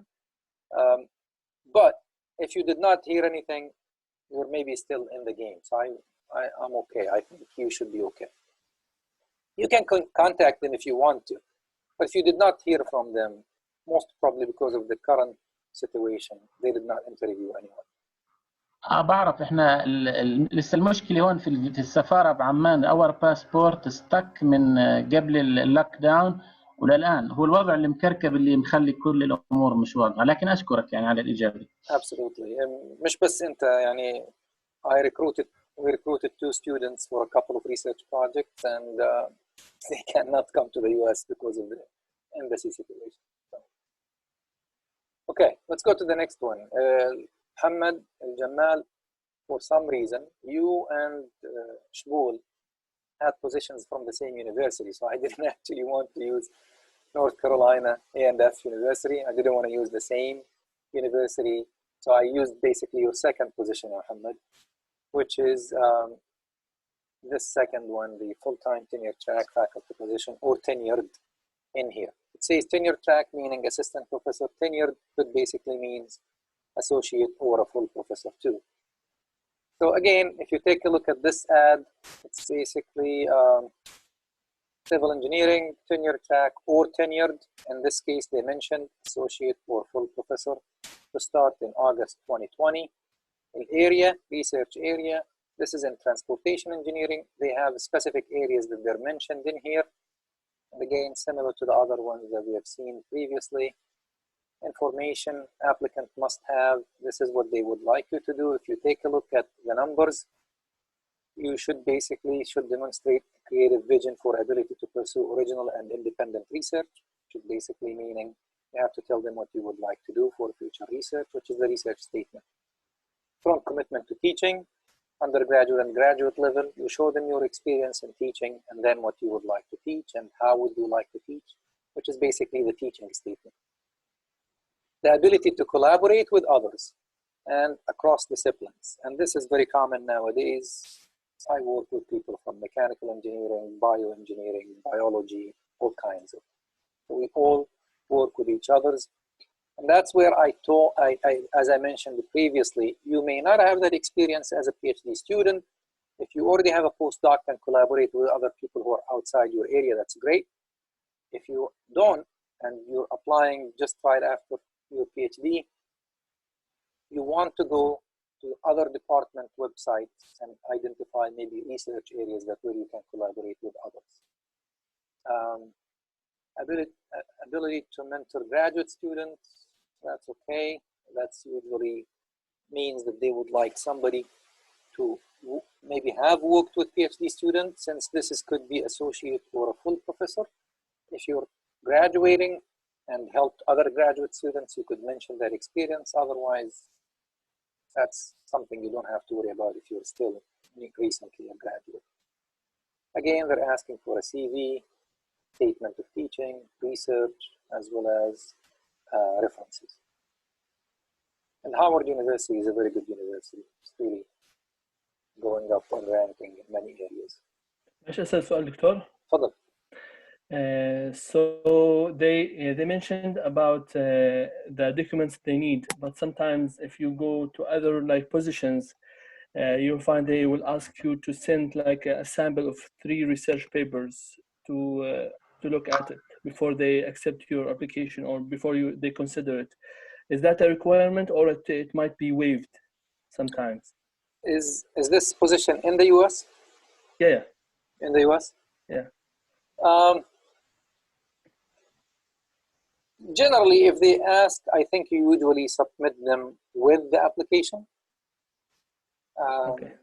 with the CV and everything, not before. Is it the common? only way I was asked, and I don't know, maybe Dr. Firas can comment on this. I don't know if I want to say this on record, but anyway, the only time I was asked about this when somebody in the Gulf was trying to recruit me to go there for a specific time, and they asked in the application, they specifically asked for samples of publications. In the US, I was never asked that question. ما بعرفش انت يمكن في اي بلد بس صراحه it's an unorthodox way of doing things. We don't ask for such a tool actually. Okay. Because it doesn't mean a lot. I mean, you have the CV, you're gonna look actually into more broad of all his publication. We never hire a guy without going through his Scopus or Google profile and check his paper, different phases of his life. So yeah, I don't see it like really something. I mean, we have also the access. We have access to all papers. So why should I ask for 3 selected? I have no idea. Maybe sometimes during interview we ask the guy to kind of mention like his best achievement in research. So like where you see yourself like an authority, what things you added to the literature like you are really proud of. So something of that nature might be asked, but we never ask like to pick a certain publication. So I don't know exactly what the purpose for that. That leads my next for the next question, which is whether like you are a PhD student and you have some publications, but up to now it's not submitted, but it's accepted. Is that a kind of like a research record that they will account on, or they will like look for the Google profile because it's not published up to the graduation? That's okay. You could include it in your CV and just mention next to it accepted. That's okay. Okay. And show evidence it's accepted. Yeah, it counts. So definitely it counts. Yes. Okay. The other question is that when you look at the description of the jobs, they ask for some kind of like research areas, but they throw in multiple words like machine learning, data science, and everything. They need a Superman, not a professor, actually. So is that something that I have to worry about? Not really. Honestly, this is the art of writing these ads. A lot of times, I don't know if you know, but the way we write these advertisements, it goes through a committee within the department, and then it is sent to all faculty in the department, and people keep adding things to it until you feel that you need somebody that knows all of these. My suggestion is, if they mention 5 areas, but you have experience in 1 or 2, just emphasize your experience in these two areas. Okay. Don't worry about other things. Sometimes in some universities would be fishing, I would call it, for people who have in some research areas, so they end up mentioning a lot of these areas. I would just focus on where my strengths are and just try to highlight them within that app, within that application. One comment regarding asking for papers, and maybe that also support Dr. Firas' comment. Really, when they asked me, especially that it was kind of a recruitment thing, when they asked me for a research paper, I felt, really? You could just look me up. I mean, why do you have to ask for this? So I agree with Dr. Firas. I don't think, I mean, you could access my papers anywhere you want. And even my CV, it's actually on my website. So you could access even my CV if you want to, not only the research papers. So I think it's not really an appropriate way of recruiting people. Yes.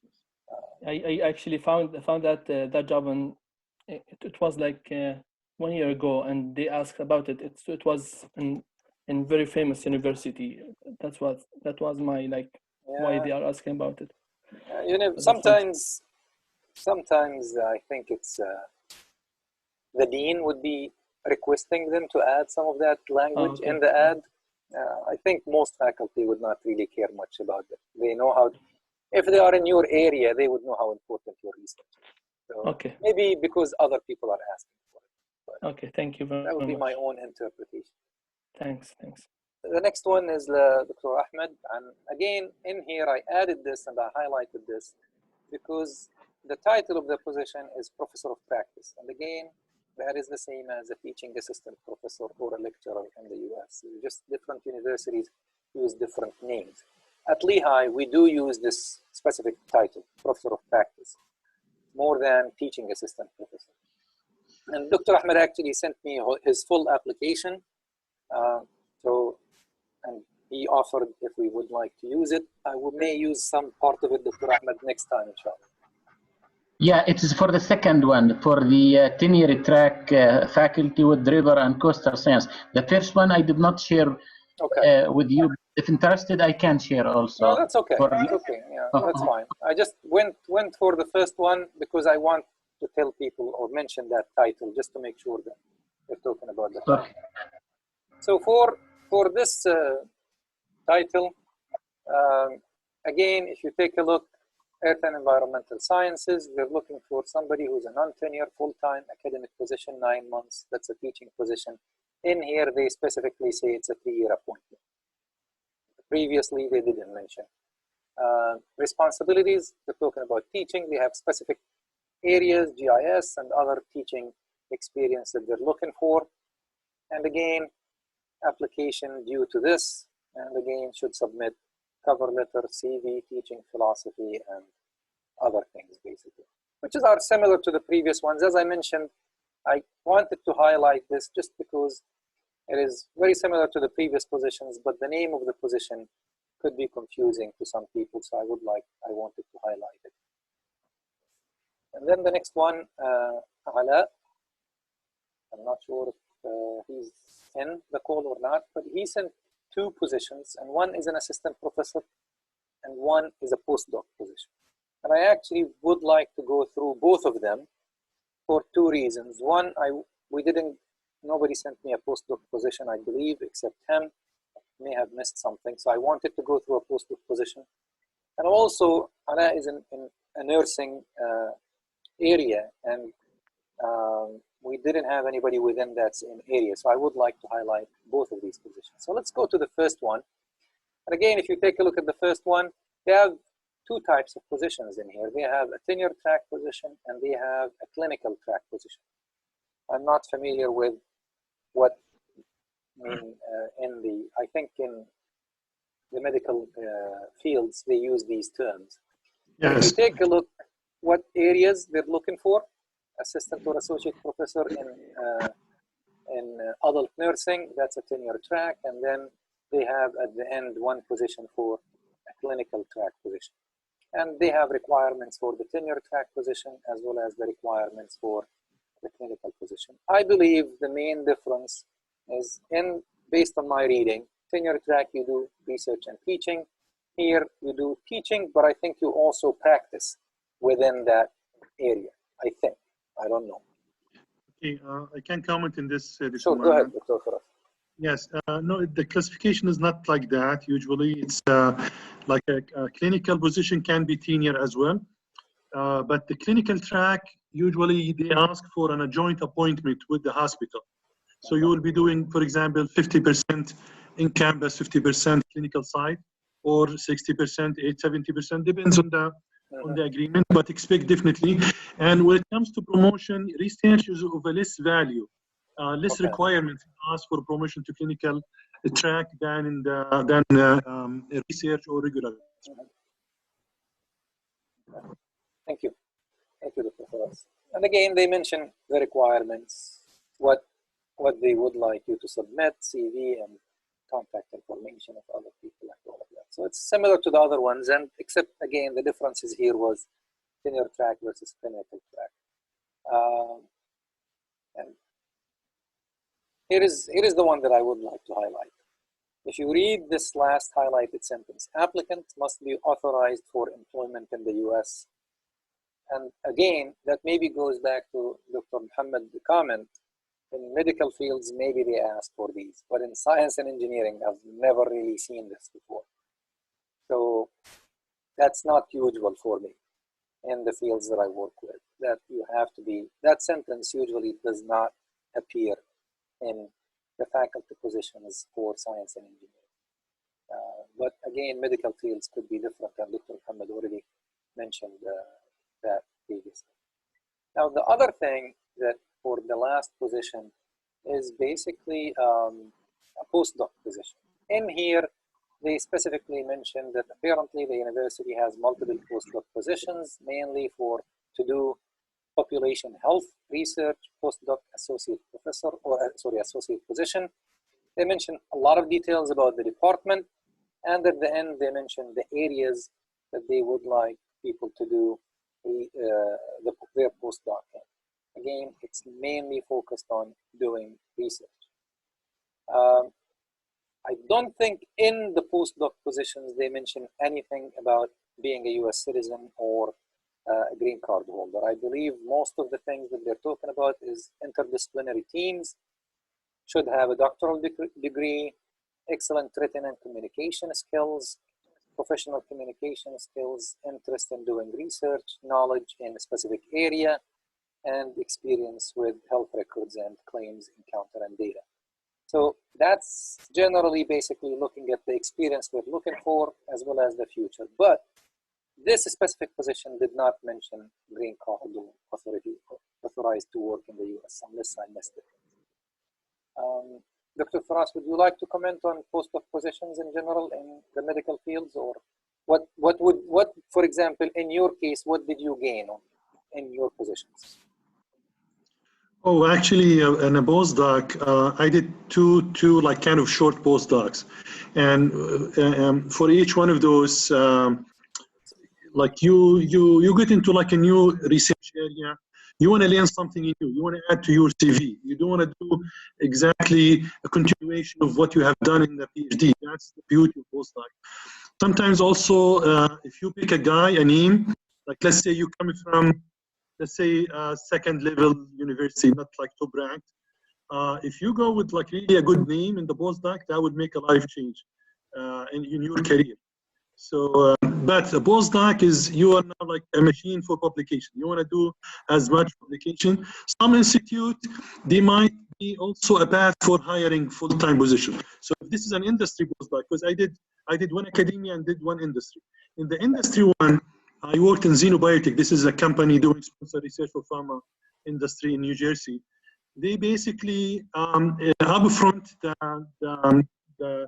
this company is like 100 employees, 50% of them PhDs, because they do mainly research, sponsored research. So the guy said, okay, we're gonna hire 4 postdoc. One of you will offer him a job at the end of the road after 1 year, and the 3 guys, it's a postdoc. We pay you, you publish, you leave for a new job. Alhamdulillah, they offered me the job, but I did not take it. I have to go back to Jordan. Yeah. But so postdoc is really a beautiful thing if you do like you move to an area where you think this is like more hot area than what was in your PhD, let's say, or you want to advance some techniques you did not do, add things to your basically your CV, and definitely at least you could do add publications and skills in grant writing. In my case, again, in engineering, you don't have to do a postdoc, but I did. It was adding publication as well as writing proposals and getting funding, basically. Those were very important for me, and they actually made a significant difference also. So at the end, just for the knowledge, just so that guys know, because postdoc in the state is different from postdoc in Qatar. I don't want to talk about other Gulf states. In Qatar, the postdoc is paid a fixed kind of a salary package, which is $105K, so $105,000. This is so some people who came to Qatar to do like a postdoc, it's just basically a permanent position. They take it for life. I mean, we have postdoc for 10 years because they are paid even high, sometimes more than even assistant professor in some university. So postdoc in Qatar is really appealing to guys who want to do really research. I should mention this story since you mentioned this. I had a couple of projects from Qatar Foundation previously, and we recruited a postdoc. The guy was paid more than I was paid in the US. So. I don't know exactly the philosophy behind this, but the postdoc here, it just sucks your grant. I mean, that is true. I agree. Yeah, it was a lot of money. It was a lot of money from that grant. But anyway, so that was good. Thank you. I have a question. Sure. If you allow me. And now, because we reviewed multiple positions, academic positions, is there any difference between the private university and the public university? As I heard in one of the workshop, that in the private universities, they will use the pyramid model where they hire like 3 or 4 professors, assistant professors at the same time in the same area, and let them compete for 5 years, and then one of them will be tenured, the other will be kicked out. Is that something in common in the private universities, or? It's not actually very common. Lehigh is a private university, and we don't do this. Okay. Remember, a lot of private universities cannot really afford to give $1 million for 5 professors to keep one, because at the end. But generally, I have heard of that practice. More actually, where I heard it was actually a state school, not a private school. Oh, okay. Okay. But it's not really a common practice, and I personally believe it's an unethical practice. That's my own feeling. I just think that that's not appropriate to do this. Yeah. Okay. You want somebody, just hire somebody. Why hire 4 and keep 1? Especially in academia. Anyway, just to summarize at the end, I kind of tried to put what are the required documents for different positions. So generally speaking, for a postdoc position, we're talking about a CV, a little bit of description of research of what you did and what would you like to do, and then maybe teaching. Most positions, they don't ask for teaching, and then the references. So teaching most of the time is not there unless some of that postdoc support money comes from the department. But generally speaking, that teaching is not there because you go and work for a faculty. Some departments may have some money for postdocs too, but generally it's just a CV and research. If you take a look at the teaching assistant professor with all the different names that come with it, they want a CV, mainly a teaching statement, and then 3 references. And again, they could also not even ask for a teaching statement. They could just basically ask for a CV and then just references, as we have seen in one of the applications. For tenure track assistant professors, most of the time that depends on the university. Remember, in the US, there are also classifications. So there are universities that don't have a graduate program, what we call teaching universities. And there are universities that do have a graduate program, but mainly focused maybe on masters with few PhDs here and there. And there are universities that are classified as basically research universities that mainly focus on PhD related or PhD level research. They may have different requirements for these different universities. Let's call them tier 1 being research, tier 2, and then teaching universities. So depending which university or where that university is, most of the time they will ask for a CV. If it is a teaching position or a teaching university, they will mainly focus on the teaching statement and maybe mention brief research statement, basically. If it is, that's why I mentioned here teaching before research. If you go to a position where it's mainly a research-focused university, they will mention the research statement as being the most important one after the CV, and then teaching statement and the references. And again, that's basically the same thing here. Sometimes, as I mentioned, in one of the universities, they asked for transcripts. That's not a very common application, or that's not a very common request, but I just wanted to summarize these different ones. So CV, transcripts, and again, teaching as well as research statements and the recommendation references. Again, most universities do not ask for letters. They just ask for contact information of your references. They will communicate with them separately to ask for references.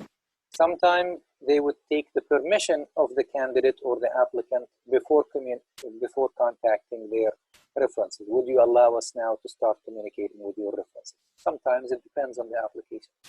At Lehigh, we usually do that. We let them know that you're in the top, whatever, 10 or 15 of the applicants. Now we're starting to organize Zoom interviews before we go for campus interviews. We would like to start communicating with your references. Please, is that okay at this time or not? So just to make sure that we're going through the process using the right approach. And again, another position, clear statement of teaching and research, CV, educational and professional background. This is just providing too much details about the CV. We know what to put in the CV. We'll talk about it. And then here they're asking for 4 people, not 3. Most of the time, universities ask for 3, especially for assistant professor positions. If it's a higher level position, associate or full, they may actually ask for 4 or 5 references.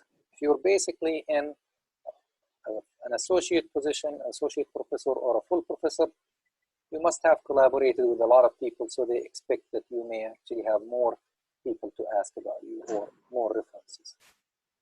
So in summary, and that's where we kind of leads us to the next presentation we want to talk about. So in summary, if you take a look, the different positions ask for some or all of these: cover letter, CV, teaching statement, research statement, and references.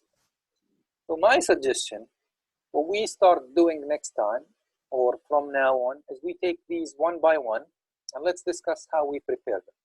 What should go in a cover letter? What should go in a CV? And again, depending on the time, hopefully, for example, we could plan on focusing cover letter and the CV in 2 weeks, or just if you have a lot of questions, especially if you tried preparing a faculty application, we may basically go through examples of how to write a cover letter, and then the one after the CV, and then teaching, and then research, and so on. So it depends on you. And from now, what I would like to do now, so you could ask more free questions or we can have a discussion. I'm still recording. If you want, I could stop. You could ask any questions you want, or I could stop recording and then we would go through the discussion of what is our future plan. So let me stop recording and then we'll go through all of your questions.